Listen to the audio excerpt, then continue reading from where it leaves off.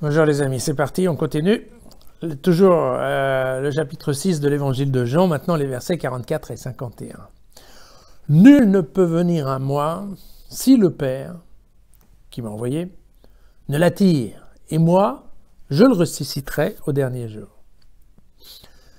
Dans les prophètes, il est écrit « Tous seront instruits par Dieu. Quiconque a entendu ce qui vient du Père et reçoit son enseignement vient à moi. C'est que nul n'a vu le Père, si ce n'est celui qui vient de Dieu. Lui, il a vu le Père. En vérité, je vous le dis, celui qui croit à la vie éternelle. Je suis le pain de vie. Au désert, vos pères ont mangé la manne, et ils sont morts. Tel est le pain qui descend du ciel, que celui qui en mangera ne mourra pas. Je suis le pain vivant qui descend du ciel, celui qui mangera de ce pain vivra pour l'éternité, et le pain que je donnerai, c'est ma chair, donnée pour que le monde ait la vie. Ouais, c'est ça. Bon. Une fois de plus, c'est pas très simple. C'est pas très simple. Alors, dans le premier paragraphe, qu'est-ce qui vient comme idée? Il vient cette idée que le Père attire des gens qui viennent trouver Jésus, et c'est Jésus, par son enseignement, qui va les ressusciter et leur donner la vie éternelle. Mais le Père attire.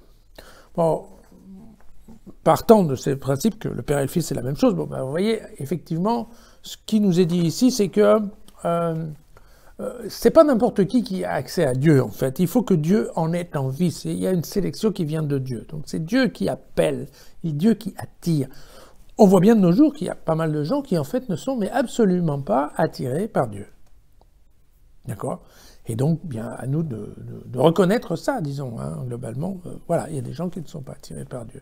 Ceux-là, c'est même pas la peine de leur en parler.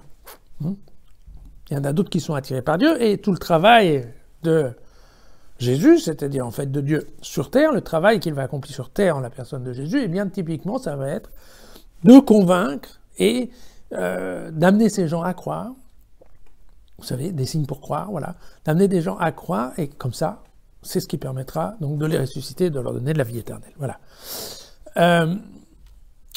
Sur l'enseignement, donc vous voyez, parce que dans les prophètes, il est écrit « Tous seront instruits par Dieu ». Alors ça rappelle, il y a un petit passage d'Ésaïe qui est un peu comme ça, mais globalement, c'est surtout, il y a un verset de Jérémie qui dit exactement ça dans le chapitre 31, les versets 33 à 34, et c'est dit à propos, vous savez, Jérémie annonce que lui va leur conclure une nouvelle alliance avec son peuple. Voilà, c'est la série des disputes entre le peuple d'Israël et Dieu, sans arrêt. Dieu est infidèle, quelle horreur. Dieu fait une alliance, mais le peuple est infidèle, et donc voilà, Dieu normalement envoie le peuple dans les nations, tout autour, et après il les ramène, il leur redonne la terre de Jérusalem, enfin d'Israël avec Jérusalem, et puis en fait à toutes les fois, il reconclut une alliance. Alors, ou c'est une alliance perpétuelle dans le cas d'Ézéchiel, ou c'est une nouvelle alliance à toutes les fois dans le cas de Jérémie. Et dans le cadre de cette nouvelle alliance, en fait, ce que dit Dieu, c'est « Je déposerai mes directives au fond d'eux-mêmes. Ils ne s'instruiront plus entre compagnons. » Et là, encore une fois, on a la petite discussion, vous savez, habituelle, la différence entre Jésus et les prophètes. Pourquoi? Parce que les prophètes disaient ce qu'ils pensaient avoir entendu Dieu leur dire de dire.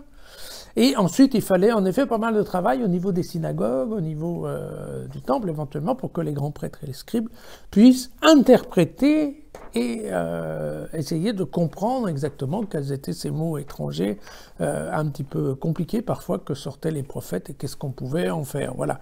Et là, donc il y avait en fait une série d'interprétations. Et là, en fait, ce que essaye de dire Jésus, c'est voilà, mais attention parce que là, maintenant, globalement, quiconque a entendu ce qui vient du Père, reçoit son enseignement, vient à moi. Voilà, c'est vraiment, c'est moi. Il n'y a pas de, voilà, il n'y a pas de différence, quoi. Hein, c'est quelque chose de direct. Voilà. Donc il n'y a pas de risque, on va dire, de changement, de transformation, d'adaptation. Voilà.